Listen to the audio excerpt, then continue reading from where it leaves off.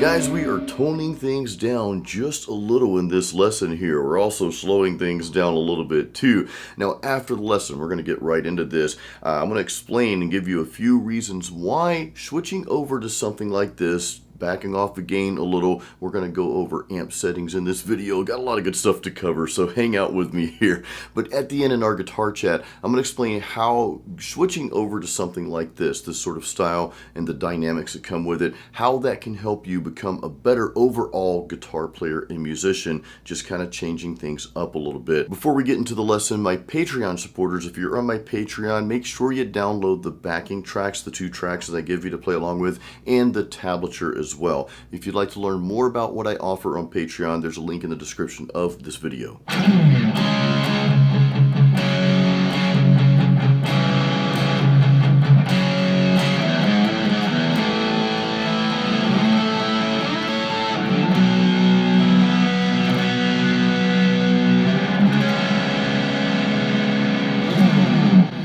Now, I love the key of C sharp minor. I'm in standard tuning, by the way. We're going to talk a little bit more about that. Again, got some great stuff. So we are starting out with the C sharp power chord, okay? We're on the A and D strings, frets 4 and 6, just that power chord here.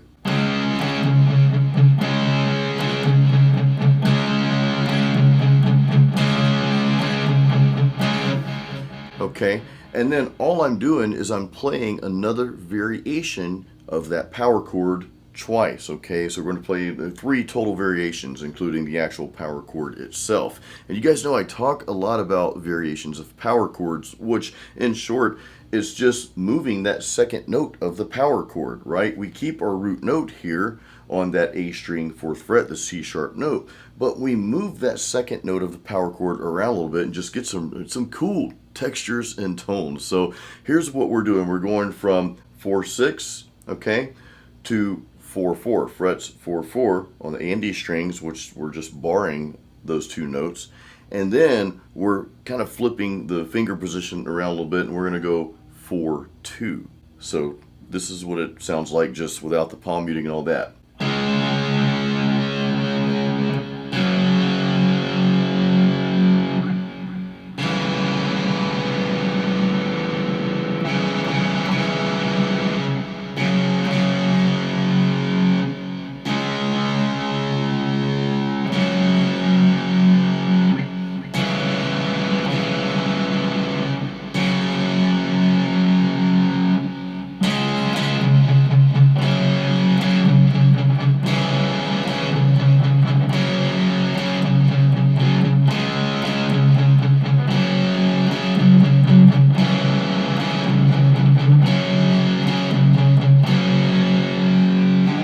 Now, before I go to the next piece of music, which really consists of just 2 chords, and we've got some open notes that we're playing on those chords, and we're doing some different stuff. I'm going to show you some really cool stuff that you can do with the A chord, okay?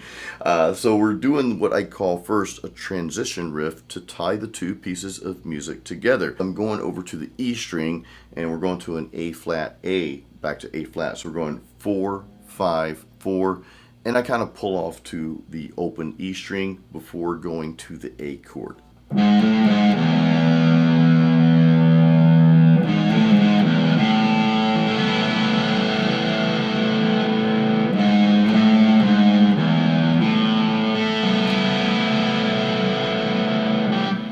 So you hear that in context. Let me play the first riff that we've already learned, and then I'll go to that transition there.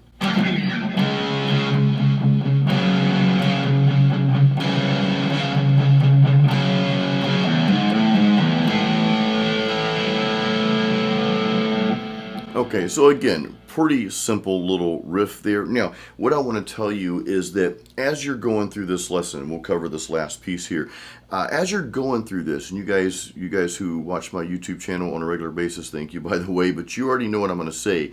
If you feel or hear something different, you're like, okay, what Jason's sharing with me is pretty cool. I like the riff, but I'm hearing something a little different. Go with that, okay? That's the beauty of being a guitar player and musician. You don't always have to play everything as is. The great part of being a musician is there are no rules. You can venture off. Again, if you're hearing something else and feeling something else, please try that. I encourage you to try that instead. Sure, I want you to learn the stuff I'm sharing with you here, but the purpose of these videos is not just to learn Jason's riff and say, oh, Jason had a cool riff, I just learned how to play it.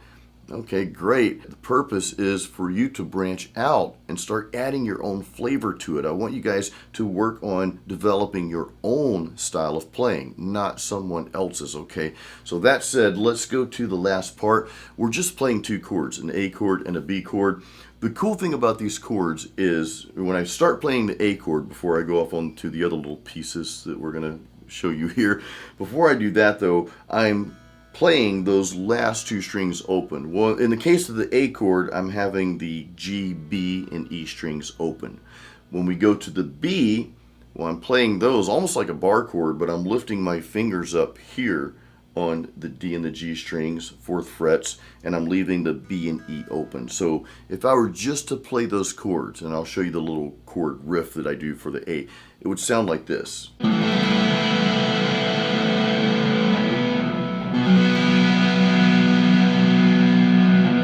What I do with the A chord is something a little different here. When I play that, it's like this.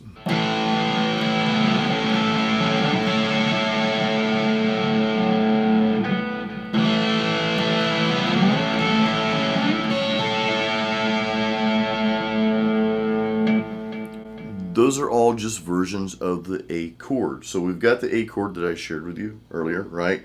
Well, what I do now is basically go down here to the 5th fret.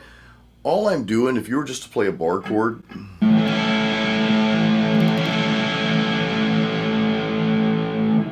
I'm just playing the last 4 notes of that.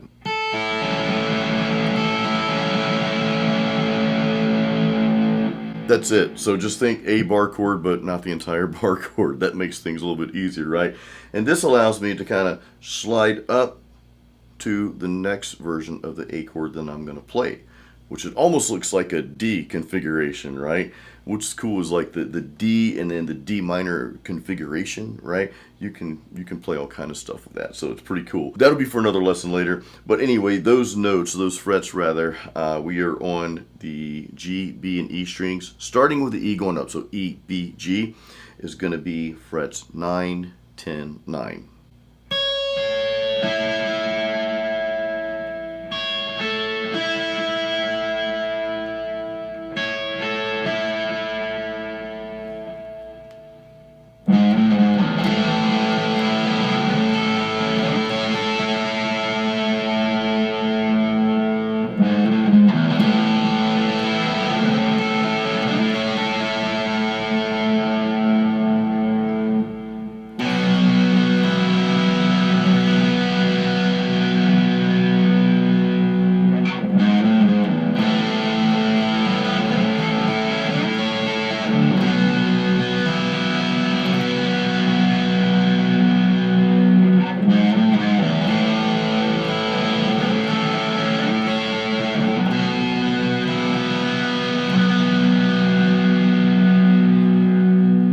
Before we get to our guitar chat, here's why I love this key, and I actually have to get another guitar to show you that. But first, let's quickly cover the amp settings, because you can use these settings, really any amp with any kind of gain. You can use these settings, and I think it's going to work quite well, or amp sim for that matter. So I'm using the Blackstar HT Venue Series MK3 amplifier. This is a 100-watt head, but I've got it on the 10-watt setting, so it's dialed way down.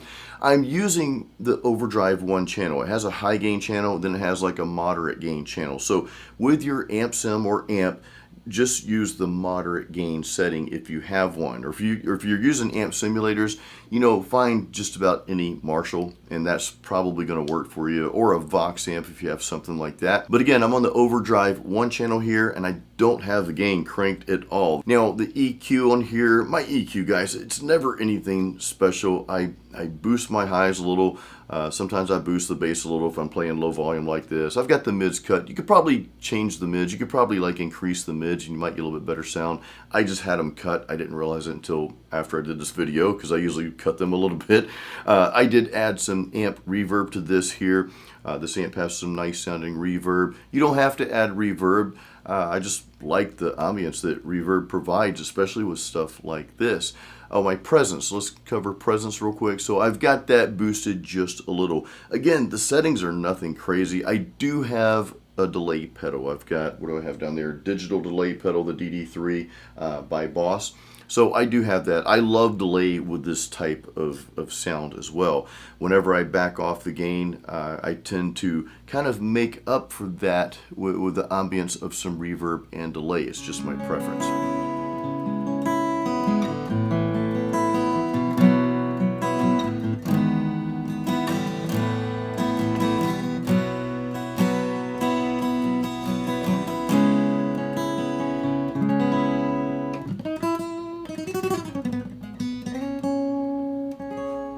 This is why I love the key of C sharp minor so much. One of the reasons anyway. So on acoustic, it just sounds beautiful because remember we talked about leaving that B and E string open. So in the key of C sharp minor, well, you can do that.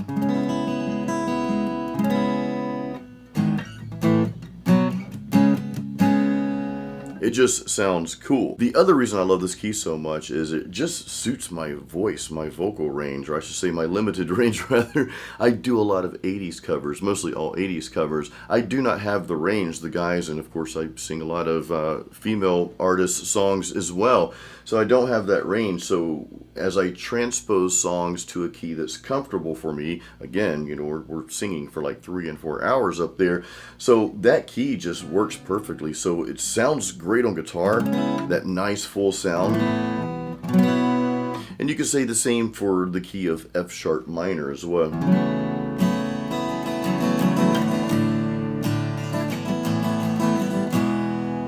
I'm leaving those last 2 strings open, right? Going back to C sharp minor.